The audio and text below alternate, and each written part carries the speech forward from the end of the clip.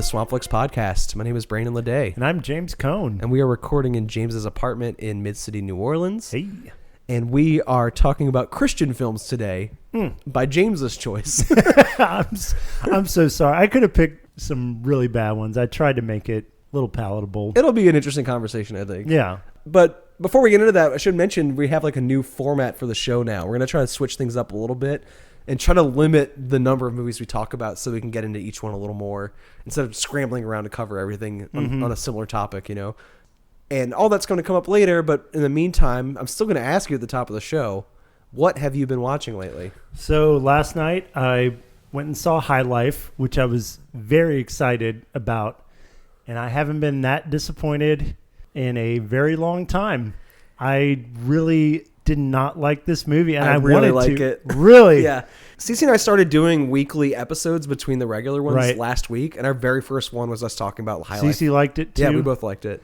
But also, Boomer is going to be filing a negative review of the film in the meantime, so it's very divisive. It is. I mean, I thought visually it was pretty stunning, but I felt like the movie was bookended. To me, I was really drawn to just a father and his daughter in space together, and he's trying everything he can to like raise her and so they can survive. And so for me, the first like 20 minutes and the last like 15 minutes worked. And then there's a big chunk of like an hour in the middle of the movie that I absolutely hated. What? Yeah. That's the best stuff in the film. No. Juliette Binoche is a mad scientist collecting everyone's sperm and masturbating with a fuck box and raping Robert Pattinson to take his semen and then inject it in this other girl. And then this guy rapes this girl and they all beat him. And I just like, for what? I feel like it's this really eerie, disgusted fascination with humanly bodily fluids and like how gross our bodies are and how like impossible and stupid space travel is, and like why would you ever do this to yourself? What could you possibly gain from this kind of like scientific experimentation? It just felt like it was trying to be like a really edgy, like nihilistic Interstellar or something, like just a very negative view on humanity, which I don't mind, but that doesn't mean that middle section wasn't a fucking bore. I was not bored. I was compelled. Really? Yeah, I thought the atmosphere was really beautiful, and like I had no idea what was going to happen from minute to minute. And I also think that there is like this larger theme in the film about like basically they're on this spaceship where they're confined as prisoners and like hurling towards this black hole. So like they have no chance of ever going back to Earth and never coming, like nothing good can happen. Right, it's a suicide mission. And I feel like that's Earth in a microcosm. Like we're all trapped on this planet that is going to end soon. And we have no hope and no reason to hope. And we continue to try to make babies and make things happen, even though it's like all going to come to a close and everything's pointless. But see, okay, so you love that in this movie because it's dressed up as like this bodily fluid sci-fi movie, but that's exactly what like First Reformed. Yeah, this is way more entertaining than First Reformed. No, it's not. It was not for me. And we'll talk about a bunch of Christian films later in the episode that are like very philosophical and talky and like talk out these concepts at length. And I feel like this movie is using like a cinematic language instead of like verbal language. And I feel like First Reformed is a very talky dialogue movie. It is. And all of its themes come through its exchanges between characters, almost like a stage play. But High Life is expressing these anxieties and these like larger themes through, you know, images and sounds and evoking a mood through that. And that is cinema to me. And it's a really great film. It fell flat. It just That's how I felt during First Reformed. It felt flat for me. And I really wanted to like it too. And just, I thought, right until those first credits where, you know, the bodies are floating. That's such an iconic image. And then as soon as that ended, it just like took a nosedive for me. And I was more compelled by the middle segment where Juliette Binoche is terrorizing everyone with her long flowing hair. Fuck machine and, you know. Did you ever see Trouble Every Day from the same director? Claire Denis did this 90s or early 2000s horror called Trouble Every Day. And it's in that new French extremity end of cinema. And it's the same kind of thing. It's this like cannibal virus type film but it's the slow moving art movie, and it's very disgusted with the human body and with sexuality, and like I got the same mood with this, but it was in space, which makes it twice as good to me. Like I like both. Yeah, of but them a I lot. just don't. None of the like you have these characters that obviously they're on death row. They have some backstory, and they just felt so one dimensional and not fleshed out. If it wasn't for Robert Pattinson and Juliette Binoche, They're good actors. They convey a lot. They like kind of held this film together. And I'd say Mia Goth and Andre Benjamin, Andre 3000, they both do a good job of conveying like a backstory without explaining much, but right. I sort of get where they're coming from. Well, maybe some other episode we can. This go is into so more weird to deep. be on this side of like the obscure art film. Like I'm usually would be in swapped places. No, I know, and I should love this. That's what made it so frustrating. Is like this should do something for me, and just it didn't. Did you see anything you did like recently? So what I did like, have you ever watched Boomerang? I've never heard of Boomerang. Okay, so Eddie Murphy, who during Beverly Hills Cop and 48 Hours, he was kind of put in this box as like the comedic, like kind of sidekick, I guess. And Boomerang was like his foray into romantic comedy. Oh, interesting. It's really good. And it actually, for a movie that talks about like kind of gender inequality and some like kind of hot button topics, it has aged remarkably well. I'm guessing this is early to mid 80s. Early 90s. Oh, okay. I believe. But what I really love about this movie is, first of all, it is funny. It's got David Alan Grier, Martin Lawrence. It's got Halle Berry's first role. It's got Robin Givens. It's got a whole litany of stars. But I think it's interesting that it takes place in this advertising firm, and all the employees are black, and they're all successful, like business CEO types. And apparently when the movie came out, some critics applauded that, like, oh, good, because for so long, black actors couldn't get those roles. But apparently it also turned some critics off. They're like, this is unrealistic, that you would have a whole advertising firm of just upperly mobile black people. This is not. Imagine being the asshole writing that in 2019. Like, right. That's so bad. And even today watching it, it feels super fresh to see that. The whole plot is basically like Eddie Murphy is this kind of womanizer, very suave. He can get any lady he wants, but then the boomerang it kind of comes back on him, and he's chasing after this woman, Robin Givens, who like is playing him, and now he's desperately going after her.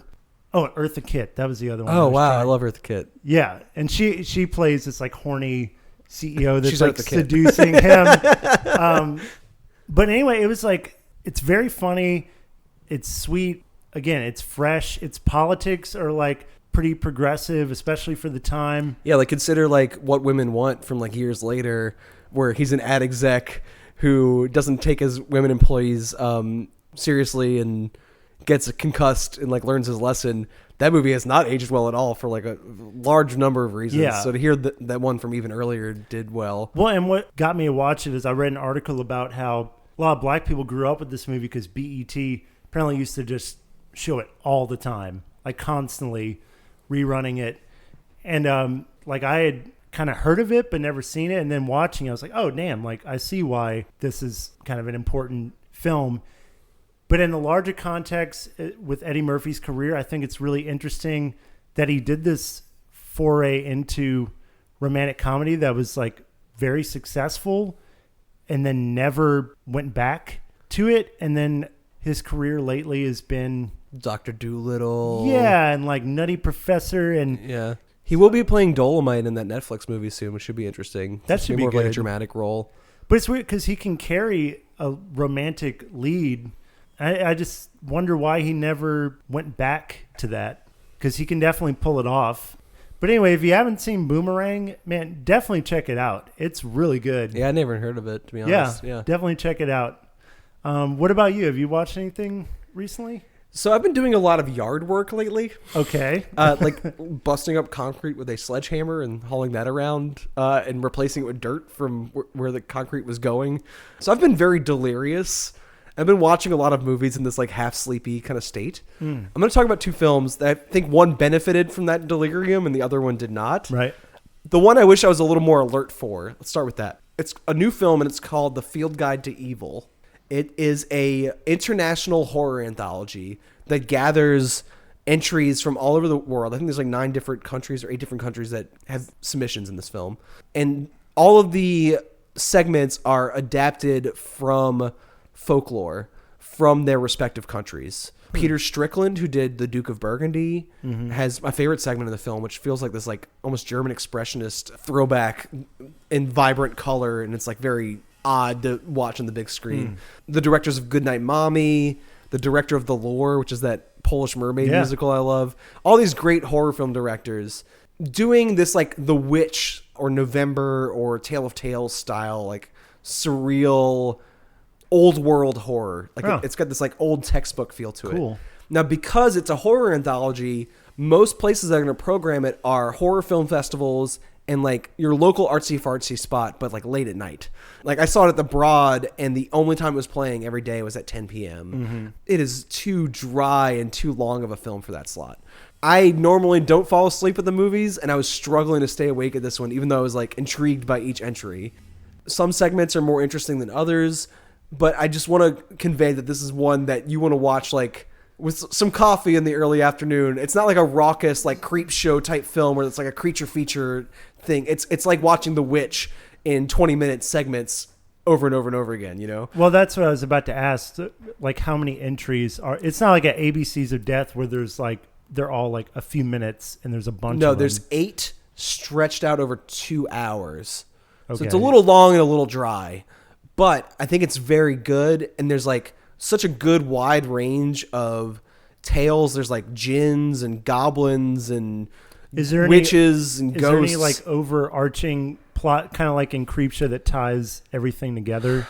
I'd say it's kind of like Brothers Grimm type, like morality tales for like the elevated horror, like A24 horror era. So honestly, I'm totally on the hook for this film. I think it was good. I want to watch it again, more alert at home. And it had a day and date release, which means that it was like on VOD the same day it was in theaters. So you can rent it now, even if it's not playing near you locally. You can rent it on VOD. And I kind of recommend that because your local spot's probably going to put it in that 10 p.m. slot, and it's too dry for that. Interesting. Okay. And I feel like to even get into more details of what I saw, I'd have to watch it again myself because I was so delirious and so like fighting the urge to pass out. Cece was kind of elbowing me during a couple segments, like, "You okay over there?" I'm like, "Yeah, I'm struggling." What was the film where the delirium kind of helped you? Oh man, I've gone off the fucking deep end here. Yeah. Okay. So there's a lot of religious themes to Field Guide to Evil, and we're talking about religious movies later in the episode. I've been chasing like outsider art recently, with the Matt Farley films and Doris Wishman and a few other like people making like cheapo art for themselves and like establishing these like little insular communities. I think I might have gone a little too far. I found this cult in California called the Unarius Academy of Science. It is a UFO cult in California, and they make public access movies that explain their philosophy in like these sort of like in propaganda pieces. I ordered a Blu-ray directly from the cult and received it in a package with like all this like literary materials trying to induct me into their like philosophy. And the one I bought was their most famous film. It's called The Arrival, and it's from 1980. It is a 50-minute slice of outsider art, so it's barely a feature film. It is one of the more unique things I've seen in a long time, in just that it has all these hand-built sets and costumes, and it tries to explain what they're about. Like, what is Unarius? And Unarius is this cult that believes that a UFO came down at some point and re-sparked in humanity access to our past lives. So in the film, I think in some ridiculous year, it's like 120,000 BC or some shit. Some caveman is in Lemuria, which is a fictional continent, comes in contact with alien beings. And instead of in most sci-fi, the alien beings don't conquer the earth. What they do is they enlighten this caveman. And they tap into his memories of past lives. And they go even thousands of years further back. And it's sort of like this Star Wars deal. And this is like not that long after Star Wars, 1980. It taps further back to where he is captain on a spaceship that's like in the middle of like a laser battle. And he pulled the trigger on like this sort of atomic bomb deal that blew up thousands of people. And that past sin or that past evil is sort of like lurking in his current spiritual form. Like our spiritual forms contain all of the lust and ego and like greed of our past lives. And this cult leader, Unarius something, Archangel Unarium or whatever her name is, she wears all these like elegant space gowns and descends upon the earth and does all these walk and talks with the caveman now that he is enlightened to like what has been troubling him from the past, and basically tells him about acceptance and like how to deal with his past lives. It's got this very Scientology kind of feel to it, but it's a little more wholesome because they're not busting down my door right now to kill me for saying that what they're saying is false. This movie is so fascinating. Like you kind of would think that because it's all amateur actors and amateur built sets and things that it would be like camp and like so funny because it's just sort of off. But instead it's this very meditative piece with all these like slow dialogue and these beautiful flashing lights that because I was delirious, like was sort of lulling me into this like meditative state. And it was almost like I was like being won over. Being brainwashed. Yeah. Like if I was so stoned and like desperately sad in the 80s that I caught this like late night on like Californian public access, I could see being won over and be like, I need to go to see what that cult's about. Jesus. So like how many movies did they make? Are they still making movies? I think they're still making them. Really? Yeah. Once their leader died in the 90s, I think the movie sort of shifted from these fictional sci-fi pieces and these like dramatic plays to a more like slideshow philosophical just explanation of what their deal is. And it still has all these hand-drawn illustrations of like their past lives and the UFO landing and talking to us. But it can't beat this like early 80s like hand-built sets and like kind of impressive DIY special effects. Like it doesn't look cheap. Okay, it looks cheap, but it doesn't look like amateurish. It looks like somebody who actually knows what they're doing but just doesn't have the money to pull it off on a large scale. It's pretty impressive for a 1980 film. And just the meditative, like calming, philosophical, like indoctrination of it, I found really fascinating. And I really appreciate it as like this outsider art of people, you know, expressing what they believe the world is in this very rationalized, logical manner.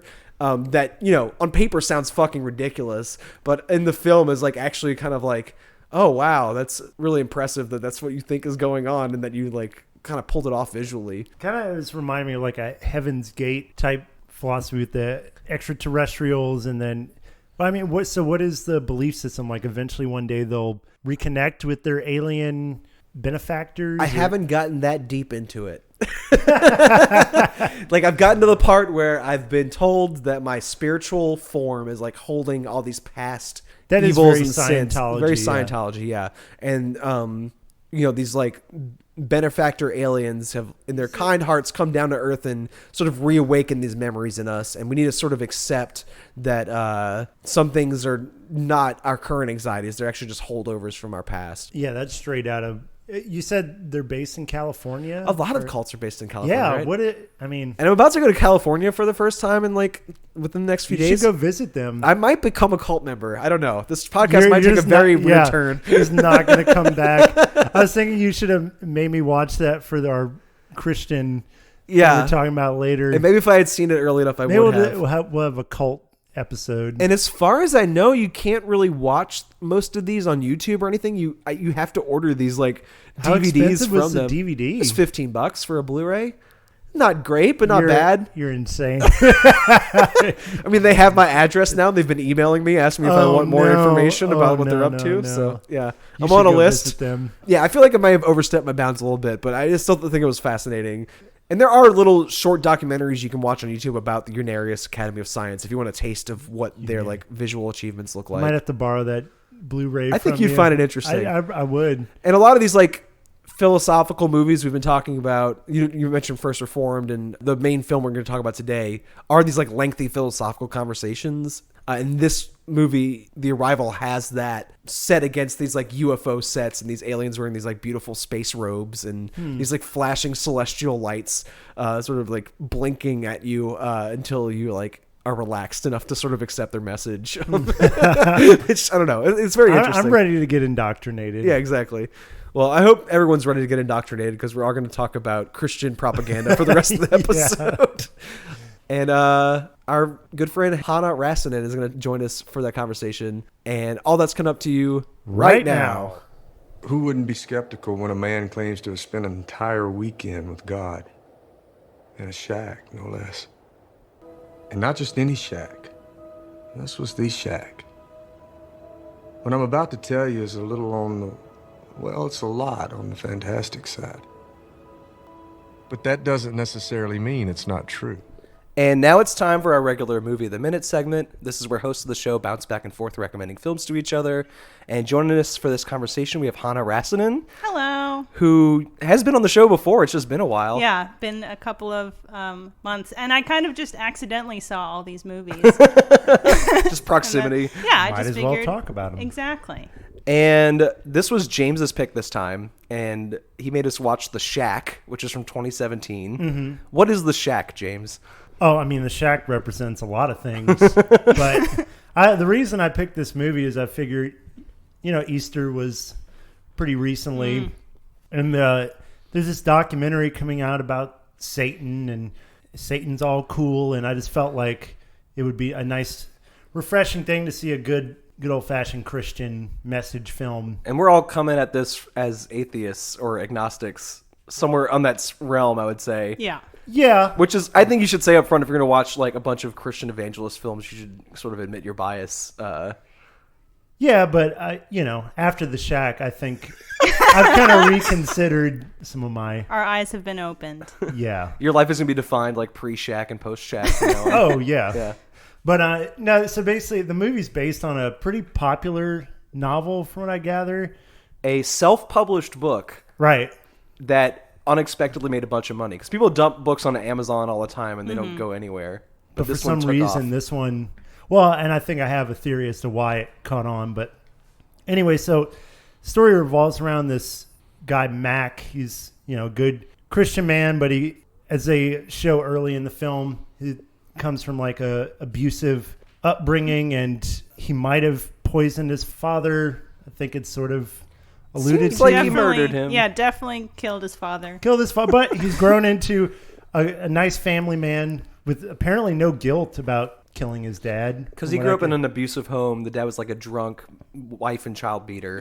Right. And that was his like on-earth revenge for Yeah. something that you should let God deal with in the afterlife, So he's like a good God-fearing man, and he and his whole world is shattered when he takes his kids on a camping trip. And after saving one kid from drowning, he realizes his adorable little daughter has gone missing. And then it turns out she was abducted and violently murdered, presumably raped in some shack. There's a lot of morbid lingering on her like Right. bloody dress. Yeah, on the ground. red dress strewn on the floor. Yeah, so obviously he has a kind of crisis of faith. And one day he gets a letter in the mail from God and basically inviting him back to the shack where his daughter was brutally murdered.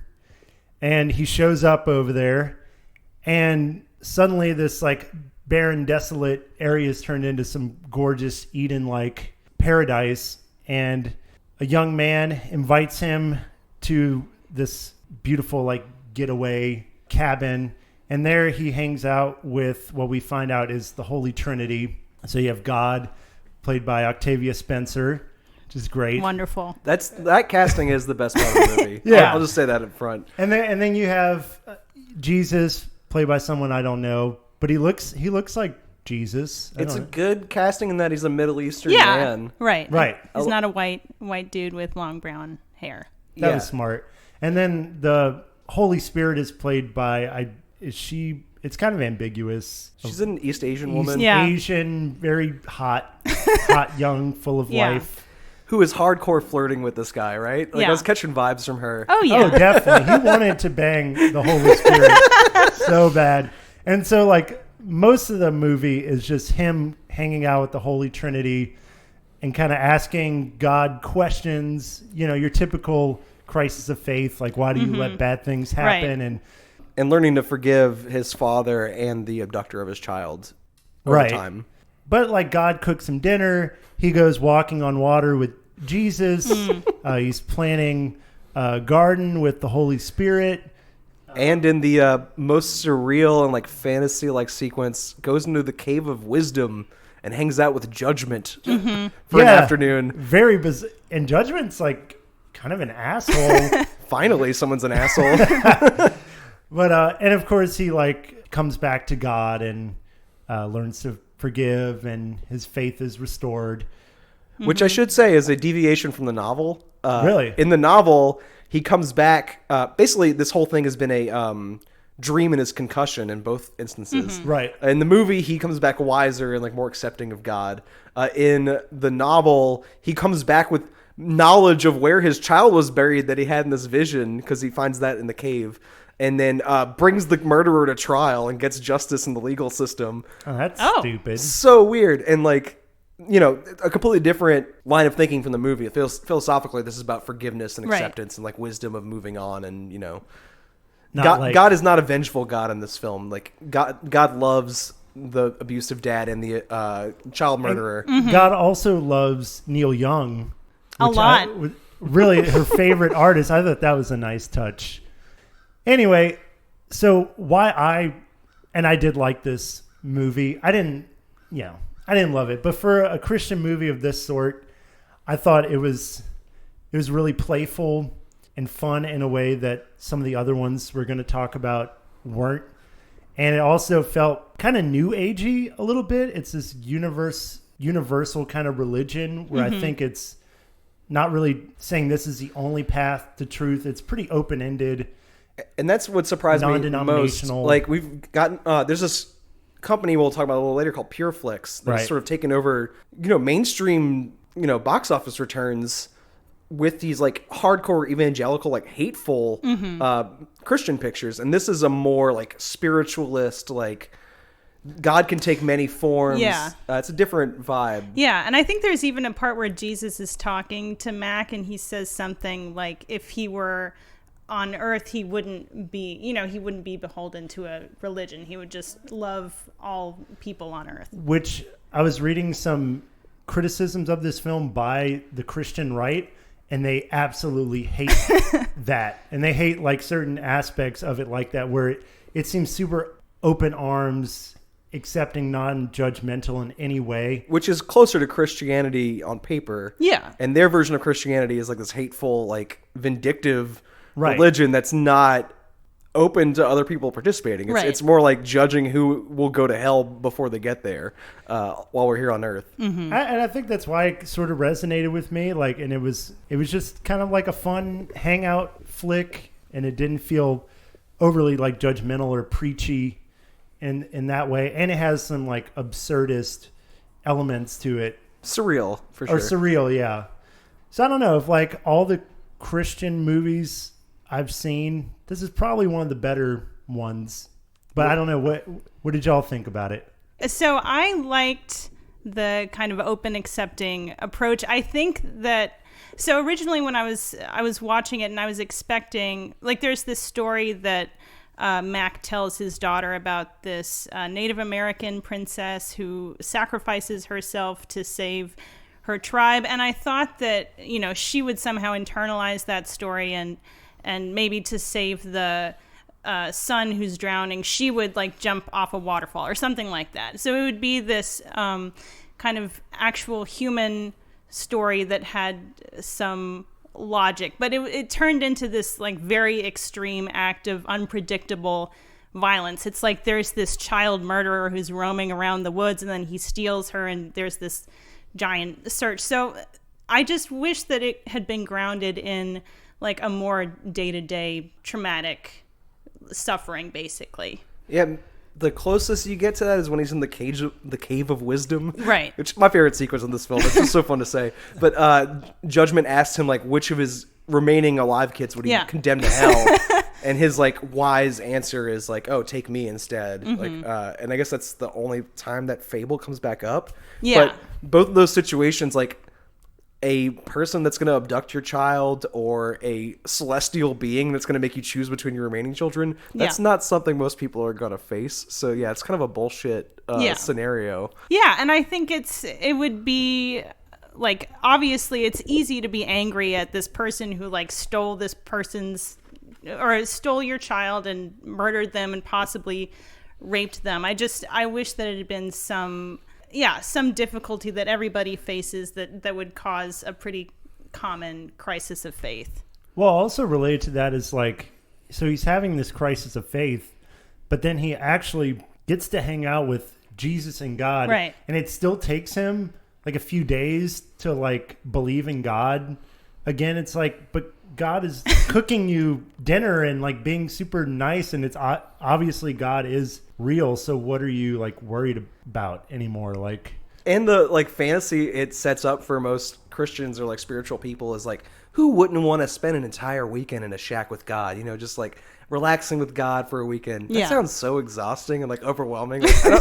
Like maybe a half hour with God over like brunch I could do, but like a weekend with God does not sound fun to me. Yeah, it's a lot of pressure. Well, and she gives a lot of like kind of half-assed answers that, I don't know, are pretty typical of someone defending their faith or like why God lets awful things happen. And it's just like, she really doesn't offer any good answers to some of his criticisms. That issue comes up for me with a lot of Christian films. I mean, I feel like a lot of it is just a justification of suffering, like why you should believe in God despite suffering. Without in another movie we're going to talk about, Saved, I feel like she's going through a crisis of faith in a very real kind of measured way, but I just don't like the kind of didactic sermon approach that a lot of Christian films have. And they dwell on suffering, and like the world we live in now is this like dark, dank hell pit that we're like suffering through until we get to the next life and we get rewarded then, which is such a terrible way to look at like the life we're living now. Right. And it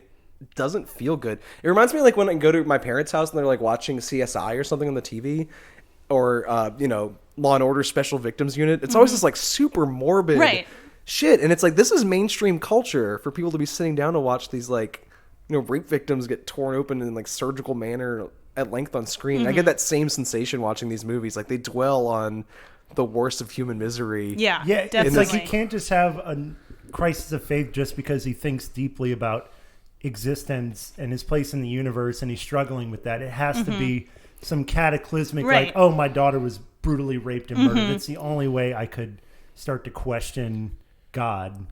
Okay, this is a bad movie. This is where I'm going to step in here. It's very interesting. Like as a like self-published novel that happened to take off as like an expression of this like id from this like anybody could have fucking written this. This guy wrote this like fantasy about what the personification of God would be like, and it's kind of awesome that took off. But, okay, this movie is over 2 hours long. It is way too long. That is a crime. Yes. It's also, like, suffers a very typical Hollywood trope, which is people of color helping a white man become wise. Yeah. Like, the Holy Trinity is these, like, archetypes of, like, 3 different kinds of people of color, and they're all helping this white man, like, improve himself. So this is, like, the, most exaggerated extreme of that trope imaginable. And then also, it's got the same problem that a lot of these like Christian films are, and that they're propaganda before their art. So like so much of it is philosophical conversation, and like the parts of the film I picking up on that James really liked was like walking on water with Jesus, and like God making you spaghetti, and for me the Cave of Wisdom is very like, it's almost like Conan the Barbarian or something, entering the Cave of Wisdom, and all those parts are like interesting and fun, but it's maybe 20 minutes out of this like 2-hour philosophical debate. And I've heard it described before where like Christians have this problem because a lot of people who are artists like become part of like artist communities and like leave the faith, and they have no one left to make good art when they're like trying to like make a point. And that felt like this here. Like there's no driving force. Like the most creative it gets is in painting the world where God is as this like warm, natureful area, and then the life that he's living before he's concussed and his daughter has been killed already is this like frozen tundra with no color at all. And that difference is like the strongest like creative thing the movie comes up with outside of like a few moments. I don't know. I think it's a bad movie. Yeah, I mean, it is a bad movie. But as far as like Christian, and I've seen a few at this point, I'd say this isn't the worst. It's like probably in the upper tier. Doesn't that make it worse though? Like, don't you want something with a strong point of view and like a strong moral center and like something to say, even if what it's saying is so vile? To be honest in what it believes, or just have something to say in the first place. I'm here for 2 hours. Like, this movie, all it says to me is like, be accepting and let God do the judgment after you're dead. And I feel like that's such a basic concept. I don't need to be there for 2.5 hours. But it's so nice. It's just nice to hang out with the Holy Trinity. It's not as nice as like Paddington, and Paddington doesn't need that, you know? Like, I don't know. There's nicer things out there with more of a point and more like an artistry to it. Now, I thought this was fine, and it didn't anger up my blood, but I was also bored by it.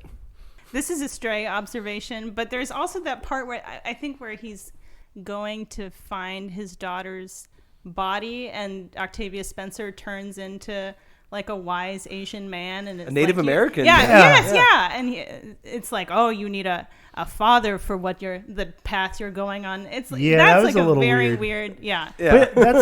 But and Brandon touched on this, but that's what I think is so interesting is like this movie did make a good amount of money. It made like $100 million, which is pretty big for something like you said. Some random guy wrote who's not a pastor, he's not a theologian, and somehow it's had this like mainstream success. But you see his like personal kind of viewpoint sticking through. It's kind of like Tommy Wiseau in The Room. Like you get his like evil philosophy on women by mistake through him like expressing himself. Right, and like this with the Native American thing, like his own ideology is sort of creeping in a weird way. But then it also has this like really mainstream appeal because it's so kind of wishy-washy. So I don't know. I found that interesting, and I found it like so non-confrontational in its beliefs that I thought it was like really palatable for me. I think it's more interesting to watch something with a strong point of view, but I like the non-confrontational approach when it comes to accepting people that are not Christian in the like ideology of the movie. Like there are a lot of Christian movies where it's either Christianity or misery and damnation, basically. And it was the case at this point for Mac, but like we were saying before, it is kind of an open loving towards all. See, and that's why it's hard to judge these too, because like I'm judging it really because I like its philosophy, or like it's kind of new agey. All religions are equal and accepting. So I'm really judging it based on that. As far as like a movie, of course it's not a good. That's what I'm saying. It's more palatable as propaganda, right? But it makes it less interesting as art, right? But see, and then a movie we'll talk about later, God's Not Dead, kind of does the opposite thing, where I actually found it to be more entertaining, way more entertaining, but I found its like philosophy to be so fire and brimstone that it was kind of a turnoff. So I don't know if I'm judging its philosophy or it's like the film itself. Yeah, it's hard. A disease. Yes, it infects everything. It's the enemy of reason. Reason? Professor, you left reason a long time ago. What you're teaching here isn't philosophy. It's not even atheism anymore. What you're teaching is anti-theism. It's not enough that you don't believe. You need all of us to not believe with you. So I mentioned we're switching up the format of the show. Instead of doing like a larger topic, you know, when we first started doing this, it was like every evil doll movie I've ever seen. Yeah, and here's 30 evil doll movies, and I think I've seen like 3 of them. And then we did like the top 10 time travel films of all time. We've kind of like whittled this down smaller and smaller. Now we're just gonna like trade like a pairing to go with the main movie of the minute segment. Yeah, a little more concise. And you started mentioning God's Not Dead as like your pairing with The Shack. And it's a 2014 film that kickstarted Pureflix as a like Christian, you know, box office juggernaut. What is God's Not Dead? Apparently it's based on a few different court cases, which in the end credits they make that clear. I can't believe the movie still found ways to piss me off after it was over. Yeah. No, it's really remarkable. So, it's pretty simple. It just follows the main... Well, one problem with this movie is actually there's in the beginning, you have no sense of what's going on because there's so many characters. But the main character is this college student. He is a young man of faith, and he signs up to take this philosophy course with this really hardline atheist professor played by Kevin Sorbo. Hercules. And on the very first day of class, he asks the students to sign a paper admitting that God is dead so they can kind of move on from those religious debates and talk about philosophy, and he refuses, and there's other tangents and other subplots. There's these like ministers that what do you call that when you go out, like Missionaries. Yeah. Who it feels like the movie makes it feel like they're celebrities that we should already know. I do not know who those people are, what their point is until the very end when like some sort of gag is revealed. Also, Duck Dynasty people are in this for some reason. A very popular Christian rock band whose name I can't remember, but they... Oh, the Newsboys. Oh, the Newsboys. That's it. Do you need to see my Newsboys tattoo as like a reminder?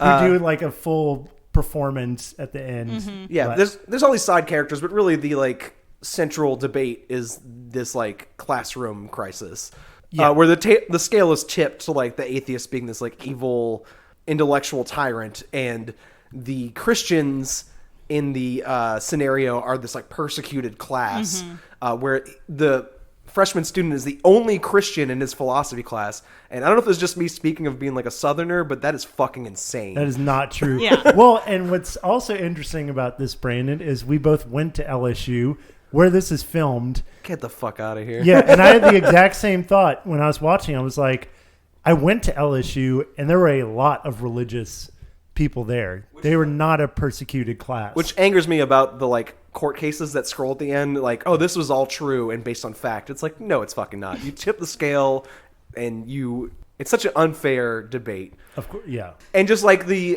caricatures of like what a good Christian persecuted person is like versus like the evil atheists who just get shat on in this movie. Like they get hit with cars, they get diagnosed with cancer, their wives leave them, and like all this other stuff happens to them. But I will say, I thought this was a much more interesting and engaging film than The Shack, only because I was infuriated. It's very confrontational. That's what's so fun about it. What did you think of Hanna?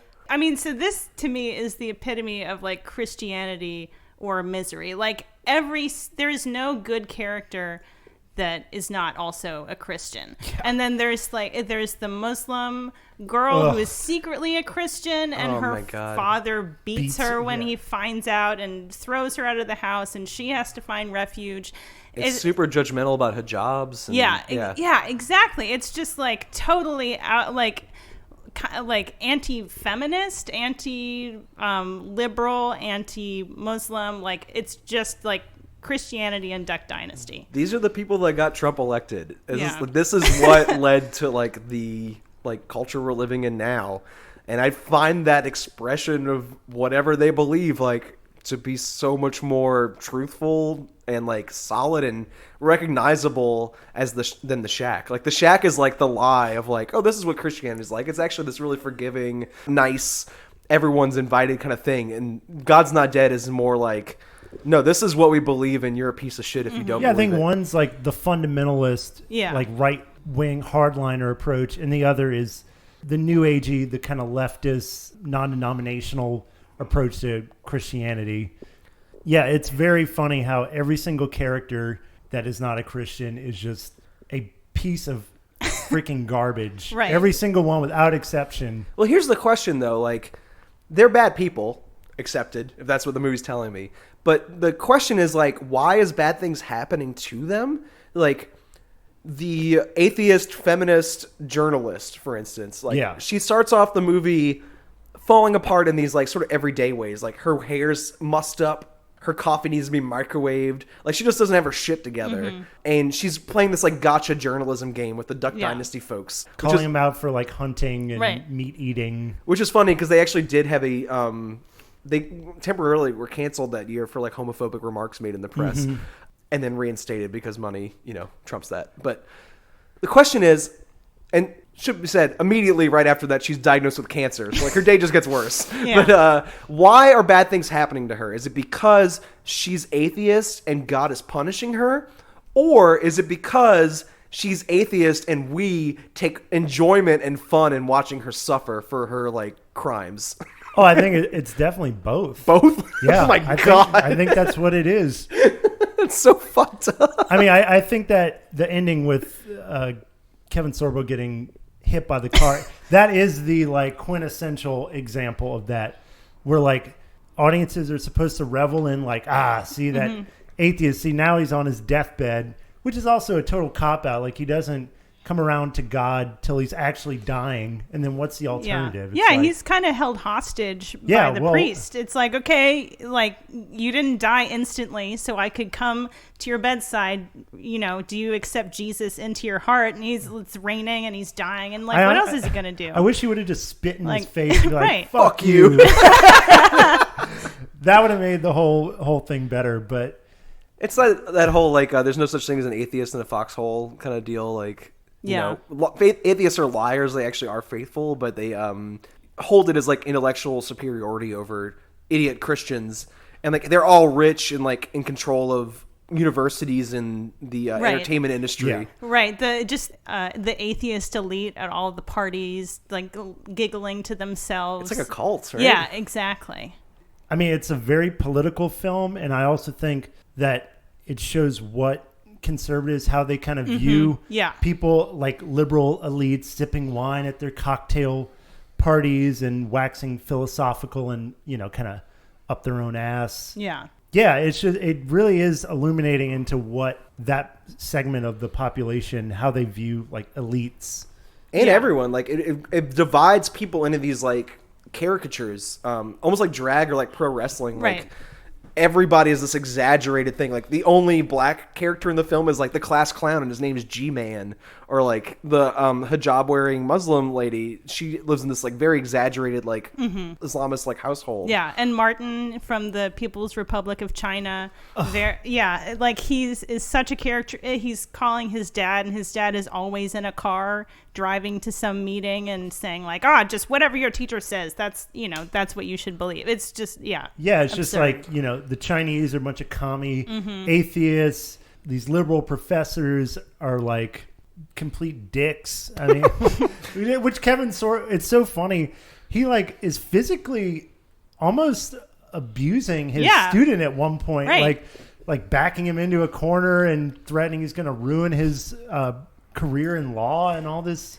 Like, who would do that? That's so unprofessional. Yeah, he's just pacing back and forth as this kid is giving this lecture. Like, I just felt like he was going to pull a gun out and shoot him. Yeah. And the only safe space where these people were not yelled at and shot at are at the Newsboys concert at the end. Like, they all, like, gather, all the different strands of the story sort of converge. And Duck Dynasty Man shows up one more time to encourage us all to text everyone in our phone book that God's not dead to spread the message and join the movement. Yeah, it's fucked up, and it made me very angry the entire time, and I still found that much more compelling than the, you know, sort of nothing, the ooey gooey, philosophy of the shack, which is a little harder to pin down. Yeah, I mean, you should be lucky that I didn't make you watch some of those Dinesh D'Souza. You know who that is? That guy, yeah. He does like all the documentaries, and it's like lock her up. Right. Lock her up. Which he actually went to jail for campaign finance violations, which is hilarious. It's beautiful. But this is definitely in that wheelhouse of Christian film. Very fire and brimstone. Which the movie I picked is sort of the antidote to that, I would say. It's called Saved. It's from 2004. And it's a movie that I think a lot of Christians misinterpreted based on its advertising. When Lyra and I saw this our senior year of high school in the theater, half of the theater left. Really? And we were the only two people laughing. And then on the way out, we got a lot of dirty looks from the old people who did stay behind. So I think people were expecting like a God's Not Dead kind of like high school drama. And instead they get this very satirical comedy about that version of evangelical Christianity. Maybe even 10 years before it was like more of a norm. This is like early stirrings of like prayer warrior, George Bush era, like Christian evangelism. What was that? Jesus Camp, like that era. In this film, Jenna Malone is a teenager, and she is filled in her head with all of this like Christian evangelism, like propaganda, and she convinces herself that the way to save the soul of her boyfriend, who is a closeted homosexual, is to have sex with him and turn him straight. And that's what God wants from her.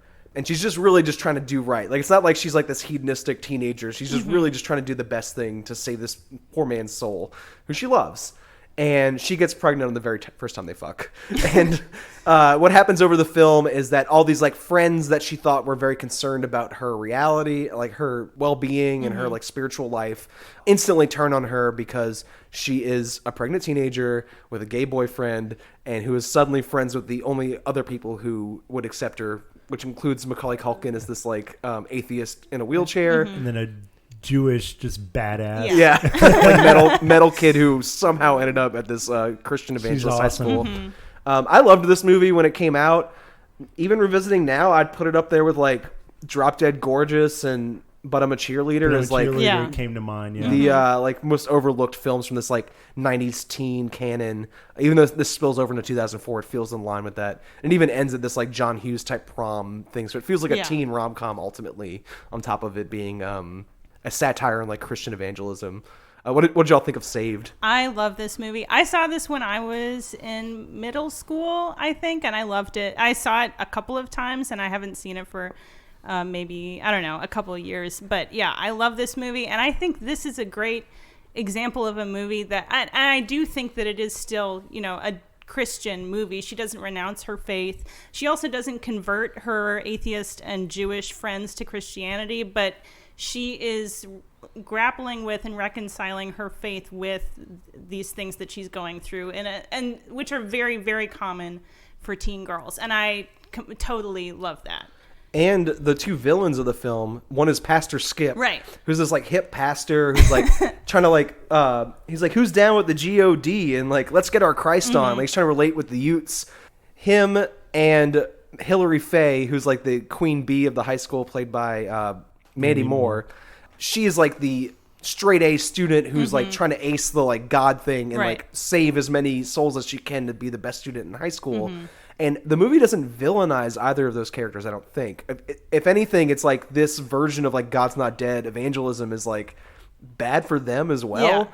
And like trapping them in a box that's like making them miserable. Yeah, like they're trapped in what they believe Christian dogma is propelling them to do. But it does, I mean, and at the very end, you know, Pastor Skip is saying there are black and white approaches to, you know, being gay and being a pregnant teen, and their framework of Christianity doesn't allow them to kind of dwell in the gray area, which Jenna Malone's character eventually is able to do. And I think it really shows Christianity as a tool that can be used in, you know, for whatever purposes you I mean, I think it's actually the most Christ-like movie of the bunch that we watched. Well, I'd say like maybe it has kind of the Shaq's like, you know, all accepting everything is spiritual. You know, but it really, people have many names for God, but it's all the same, you know, thing. Yeah, but see, the Shaq doesn't go into any of the negative, like God's Not Dead, the judgmental stuff.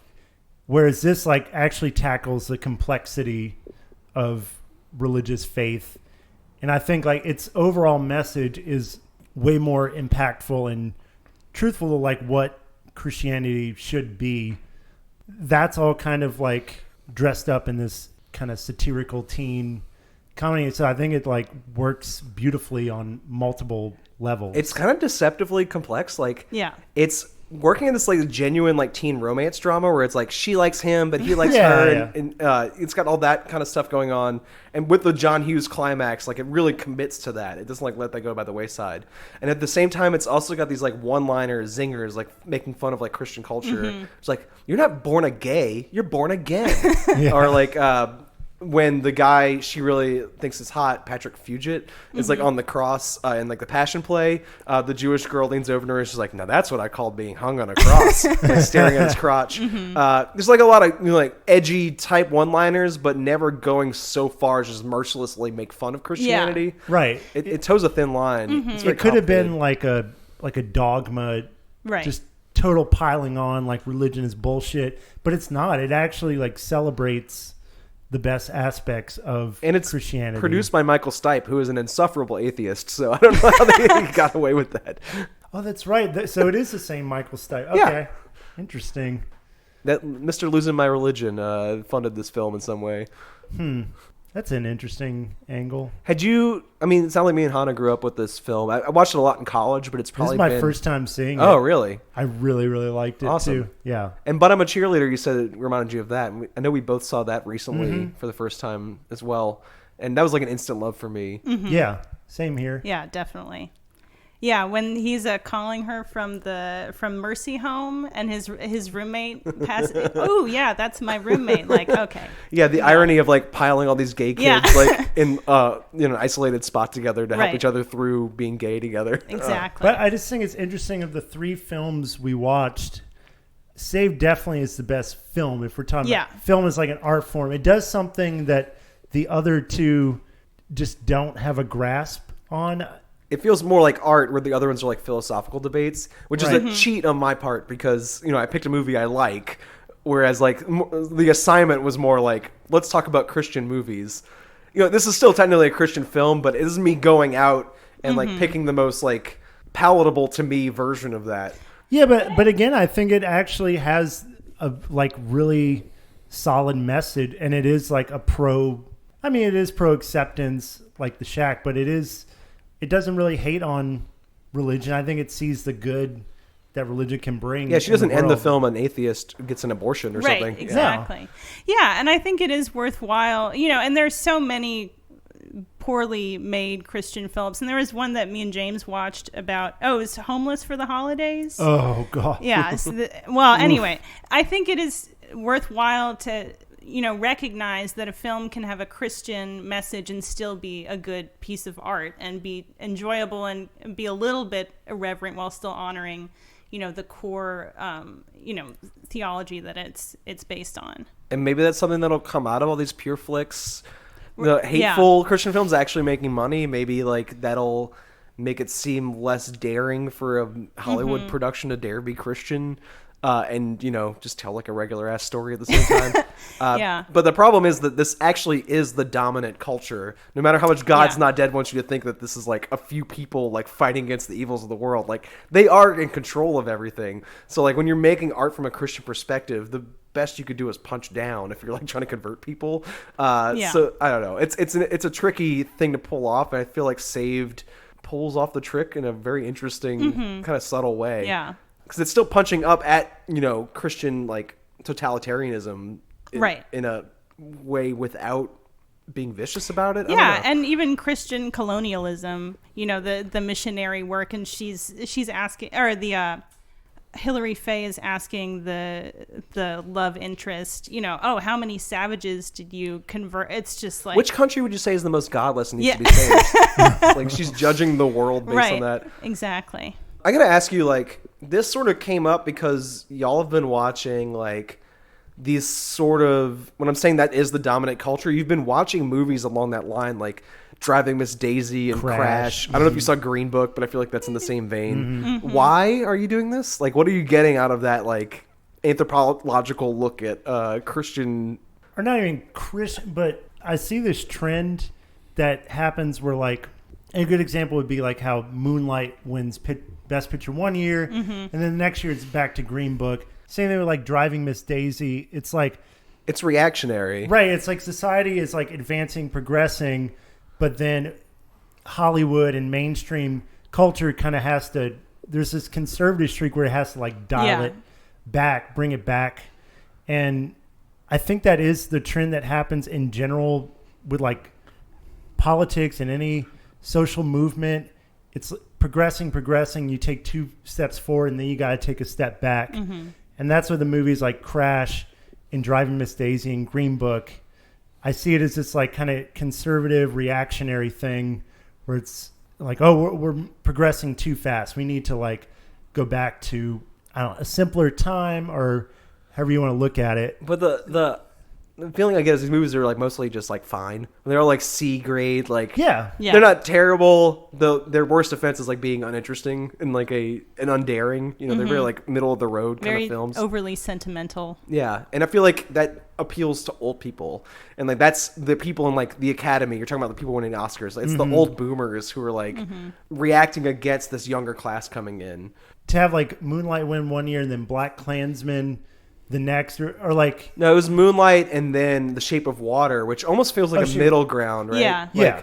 Because Shape of Water has some sort of like all accepting like racism politics, but it's also a weird movie about fish fucking. Yeah. And I love that movie. I love that movie Yeah. so much. It is fantastic. That feels like a good middle ground between those two extremes, maybe. Yeah. I could see what both sides see in that. Yeah. But I see the same with what we were talking about today with this movement of like Christian cinema. I think large segments of the country see the country kind of changing in ways that feels alien to them, and it's getting like maybe too progressive. And so it's like this reactionary thing. So it's like, oh, if the left can own Hollywood and put out their propaganda, which it's not, but that's how they view it, then it's like the right and conservatives and religious people feel the need to like react to that and have their own Hollywood, so to speak. Yeah. I do feel like Green Book and Driving Miss Daisy were both won during very kind of extreme moments in racial history, like with a lot of violence and unrest. Would Rodney King be around that time? Yeah. Right. And that was the same year that Do the Right Thing was not nominated. That's an abomination. Well, and then Right. Black Klansman is like a much better film than Green Book. Yeah. Exactly. Of course, yeah. So those have felt to me like attempts to kind of pacify people and say like, oh, we can just learn to see eye to eye. And like with Green Book, he's an Italian immigrant, and we were persecuted too, which is, I actually found out recently that in New Orleans, 11 Italian Americans were lynched in like 1980. Well, anyway, that's beside the point. Yeah, it's like it's true to a point, but it's not the same. You've become a part of like white hegemony at some point, right? Yeah, and exactly. to claim because your ancestor was persecuted that you have the same like problems that a black person has now, is so fucking stupid. Right, exactly. It's such a it's something like a college freshman would come up with, not like a real world problem. Yeah, exactly. Oh man, there is this kid in some of my in my African American psychology classes who was Jewish, and we would talk about how African name on a resume will get turned away, and he would say like, oh, I have a Jewish name, and it's the same thing. Like, it's not apples and oranges. Not really. Anyway, but that has felt, those Green Book and Driving Miss Daisy have felt like attempts to kind of like cull the tide, like trying to stop people from speaking out about race and getting energized around social change. Yeah, I mean, if you listen to all the acceptance speeches for Green Book, Peter Farley, the director, like his basically talking about the common ground rhetoric where it's like all we need to see is like the sameness we have and stop focusing on the differences, which is the exact opposite of what we need to be doing. Like, we need to learn to celebrate our differences and like learn how to reconcile them. But I think to like tie it all together, I do think like it's sort of the same thing that's happening in Christian cinema, just from the movies we watched, where like God's Not Dead, the first one made a good bit of money. Apparently there was 2 sequels as well. Oh yeah, it's a trilogy that made much. It was very much diminishing the Holy returns, and apparently those 2 are kind of the same, kind of vile, mean. And so I think like even Christian Hollywood has sort of done the same thing with The Shack. Feels like that. It's like, oh, this is going to turn people off if we're super mean about it. We need to dress it up and this more pacifying sort of way that has more mainstream appeal. It's like they've kind of learned the same, or they're doing the same tactics that like Hollywood and it makes for doing. a worse film in the meantime, I think. Yeah. No, I'd agree. It also does feel like the Pastor Skip version of a Christian movie. Yeah. Like, hey, you down with, like, everybody can get down with God. Yeah, it's like those big mega churches that have bands come in and the pastor wears like cargo shorts and Yeah, I mean, you could swap out Newsboys from God's Not Dead with whatever Christian band plays the prom at in Saved, and couldn't tell you the difference. yeah. So yeah, I think there's an interesting parallel going on there, but Watch Saved. You don't need to watch these other two. Yeah. That's my opinion. you should watch God's Not Dead if you're, I don't know. If you want to anger up your blood. Right. Yeah. Well, that was fun, y'all. Unless y'all have anything else to add. Well, I do want to say my favorite scene from Saved maybe is when she finds out she's pregnant and she's standing outside the church and she's just like, fuck, god damn. And the cross is getting closer and closer. Like, that to me is the perfect epitomization of your, belief system coming up against this, like, a baby growing in your belly. And then she's biking home and like wishing to herself, please let it be cancer. Please let it be cancer. Yeah. Exactly. She'd rather have cancer than be pregnant. Yeah. Which is so sad. The one last thing I'll add in piling on how Saved was so good. It's like you were talking about that John Hughes kind of climax where it all comes out at prom. Mm-hmm. But this felt like it was like that on steroids because you have the gay boyfriend showing up with like his crew. You have the Mandy Moore like running into the statue, the cutout of Jesus. And she also gives birth to the baby. It was just like this ridiculous climax where all farce. these, Yeah, it was like Yeah. a farce. All these like plot threads all come together and all happens when at prom. they all pile in the ambulance and you're like, who are you? I'm the boyfriend. I'm the father. I'm the father's boyfriend. Right. Like, yeah, it's very like classical comedy in that way. Yeah. And I'd say also just worth noting that like this is the best performances from Mandy Moore and also probably the last good Macaulay Culkin performance. Yeah. So if Was you like this those after two, Party Monster? Or? yeah. Okay. Pretty soon by. And I watched both of those films a lot in college, so it's kind of weird that they came out in tandem. But yeah, I think if you like those two actors in general, this is worth looking at as well. See this movie. Yep. It's good. Get Saved. That's our recommendation. Yeah.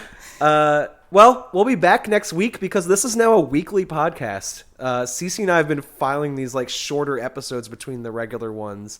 Last week we talked about Cruel Intentions and High Life, which, me and James already got into a little bit at the top of this episode. And next week we'll be talking about Beyonce. So if you like Beyonce, come back for the next episode of the Swampflix podcast. Thank you for joining us, Hanna. Yeah. It's great. Thank you for having me. Yeah, more often. More We'll do it. often. Bye, everybody. Bye.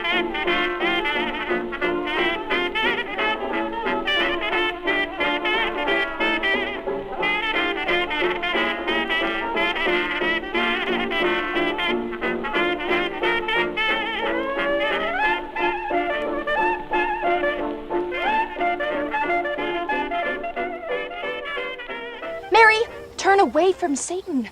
Jesus, he loves you. You don't know the first thing about love.